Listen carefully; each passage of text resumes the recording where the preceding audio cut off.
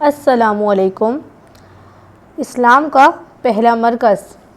حضرت صہیب اور حضرت عمار رضی اللہ عنہ دونوں آپ صلی اللہ علیہ وآلہ وسلم کی خدمت میں حاضر ہوئے۔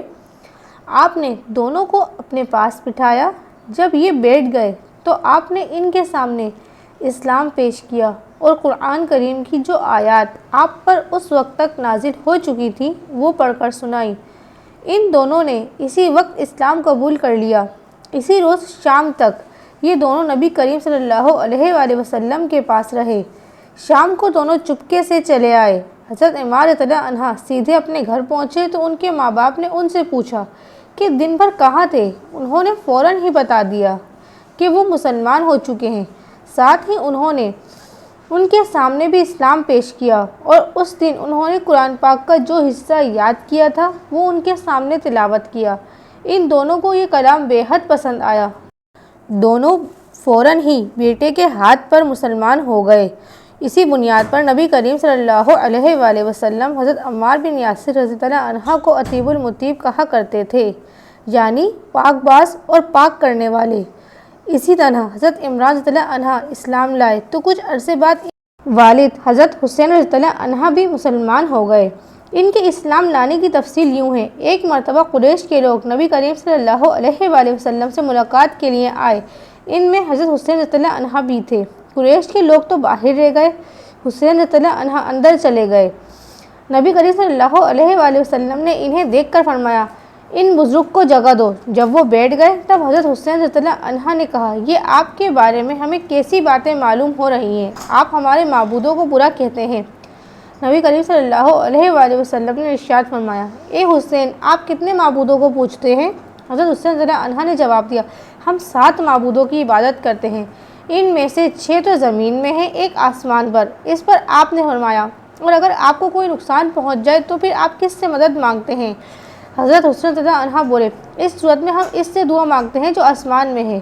یہ جواب سن کر آپ نے فرمایا، وہ تو تنہا تمہاری دعائیں سن کر پوری کرتا ہے اور تم اس کے ساتھ دوسروں کو بھی شریک کرتے ہو۔ اے حسین، کیا تم اپنے اس شرک سے خوش ہو؟ اسلام قبول کرو، اللہ تعالیٰ تمہیں سلامتی دے گا۔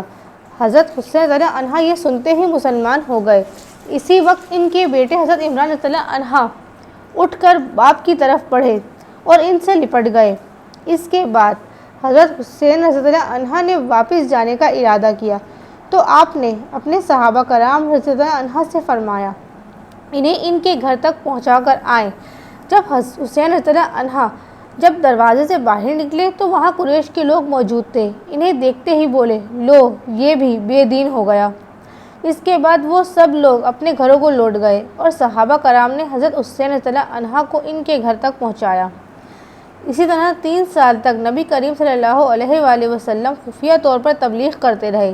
اس دوران جو بھی شخص بھی مسلمان ہوتا تھا وہ مکہ کی گھاٹیوں میں چھپ کر نمازیں ادا کرتا تھا۔ پھر ایک دن ایسا ہوا کہ حضرت سعد بن ابی وقاص رضی اللہ عنہ کچھ دوسرے صحابہ کے ساتھ مکہ کی ایک گھاٹی میں تھے کہ اچانک وہاں قریش کی ایک جماعت پہنچ گئی۔ اس وقت صحابہ نماز پڑھ رہے تھے۔ مشرکوں کو یہ دیکھ کر بہت غصہ آیا، وہ ان پر چڑھ دوڑے، ساتھ میں برا بھلا بھی کہہ رہے تھے۔ ایسے میں حضرت سعد بن ابی وقاص رضی اللہ عنہ نے ان میں سے ایک کو پکڑ لیا اور اس کو ایک ضرب لگائی۔ اس سے اس کی کھال پھٹ گئی، خون بہہ نکلا۔ یہ پہلا خون ہے جو اسلام کے نام پر بہایا گیا۔ اب قریشی دشمنوں پر اتر آئے۔ اس بنا پر نبی کریم صلی اللہ علیہ وآلہ وسلم حضرت ارقم رضی اللہ عنہ کے مکان پر تشریف لے آئے تاکہ دشمنوں سے بچاؤ رہے۔ اس طرح حضرت ارقم رضی اللہ عنہ کا یہ مکان اسلام کا پہلا مرکز بنا۔ اس مکان کو دار ارقم کہا جاتا ہے۔ نبی کریم صلی اللہ علیہ وآلہ وسلم کے دار ارقم میں تشریف لانے سے پہلے لوگوں کی ایک جماعت مسلمان ہو چکی تھی۔ اب نماز دار ارقم میں ادا کرنے لگے۔ نبی کریم صلی اللہ علیہ وآلہ وسلم صحابہ کرام رضی اللہ عنہ کو وہیں پر نماز پڑھاتے، وہیں بیٹھ کر عبادت کرتے اور مسلمانوں کو دین تعلیم دیتے۔ اس طرح 3 سال گزر گئے۔ پھر اللہ تعالیٰ نے آپ کو اعلانیہ تبلیغ کا حکم فرمایا۔ اعلانیہ تبلیغ کی ابتدا بھی دار ارقم سے ہوئی۔ پہلے آپ یہاں خفیہ طور پر دعوت دیتے رہے تھے، یہاں تک کہ اللہ تعالیٰ نے سورۃ الشعراء میں آپ کو حکم فرمایا، اور آپ اپنے نزدیک کے اہل خاندان کو ڈرائیے۔ یہ حکم ملتے ہی آپ کافی پریشان ہوئے، یہاں تک کہ آپ کی پھوپھیوں نے خیال کیا کہ آپ کچھ بیمار ہیں، چنانچہ آپ کی بیمار پرسی کے لیے آپ کے پاس آئیں۔ تب آپ نے ان سے فرمایا، میں بیمار نہیں ہوں، بلکہ مجھے اللہ تعالیٰ نے حکم دیا ہے کہ میں اپنے قریبی رشتہ داروں کو آخرت عذاب سے ڈراؤں، اس لیے میں چاہتا ہوں کہ تمام بنی عبد المطلب کو جمع کروں اور انہیں اللہ کی طرف آنے کی دعوت دوں۔ یہ سن کر آپ کی پھوپھیوں نے کہا، ضرور جمع کریں، مگر ابو لہب کو نہ بلائیے گا، کیونکہ وہ ہرگز آپ کی بات نہیں مانے گا۔ ابو لہب کا دوسرا نام عبد العزیز تھا۔ یہ آپ کے چچا تھا اور بہت خوبصورت تھا، مگر بہت سنگ دل اور مغرور تھا۔ دوسرے دن نبی کریم صلی اللہ علیہ وآلہ وسلم نے بنی عبد المطلب کے پاس دعوت بھیجی۔ اس پر وہ سب آپ کے ہاں جمع ہو گئے، ان میں ابو لہب بھی تھا۔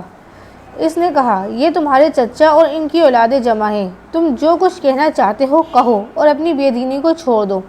ساتھ ہی تم یہ بھی سمجھ لو کہ تمہاری قوم میں یعنی ہم میں اتنی طاقت نہیں ہے کہ تمہاری خاطر سارے عربوں سے دشمنی لے سکیں، لہٰذا اگر تم اپنے معاملے پر اڑے رہے تو خود تمہارے خاندان والوں ہی کا سب سے زیادہ فرض ہوگا کہ تمہیں پکڑ کر قید کر دیں، کیونکہ قریش کے تمام خاندان اور قبیلے تم پر چڑھ دوڑیں۔